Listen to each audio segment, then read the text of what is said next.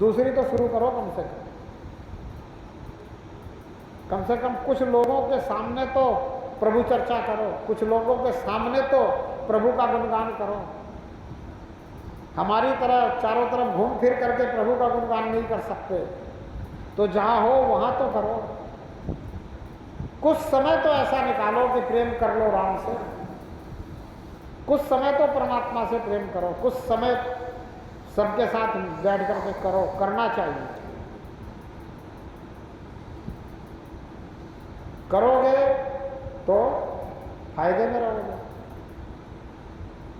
नहीं करोगे तो कायदे में रहोगे। जब आदमी के पास फायदा नहीं रहता तो फिर वो कायदे में चलना पड़ता है उसको। फिर उसके लिए कायदा बना रखा है संसार में कि तुझे ऐसा चलना पड़ेगा, वैसा चलना पड़ेगा, ऐसा करना पड़ेगा, वैसा करना पड़ेगा। लेकिन जो फायदे में रहता है उसके लिए कोई कायदा नहीं है इस संसार में। समझ रहे हो कि नहीं? समर्थ को नहीं दोष गुसाएं। तो समर्थ बनना है, फायदे में रहना है तो परमात्मा की चर्चा करो,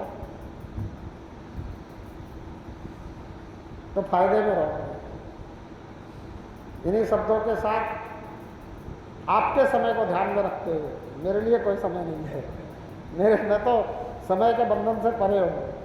आप जितनी देर और चाहो उतनी देर आपसे मैं वार्तालाप कर सकता हूँ, पर आपके समय को ध्यान में रखते हुए, आपके भावनाओं को ध्यान में रखते हुए, आपके प्रेम को ध्यान में रखते हुए, जो भी मेरे से बन पाया, जैसा बन पाया, जैसे प्रभु की कृपा हुई, वैसा आप तक पहुंचाने का जो मुझे आप श्रेय दोगे, उसके जगह पे मैं ये आपसे निवेदन करता हूँ कि अगर मुझसे कोई भूल हुई हो, कोई चूक हुई हो, किसी का दिल दुखा हो, तो मुझे अवश्य क्षमा करना, माफ़ करना। क्षमा बड़न को चाहिए, छोटन को उत्पात।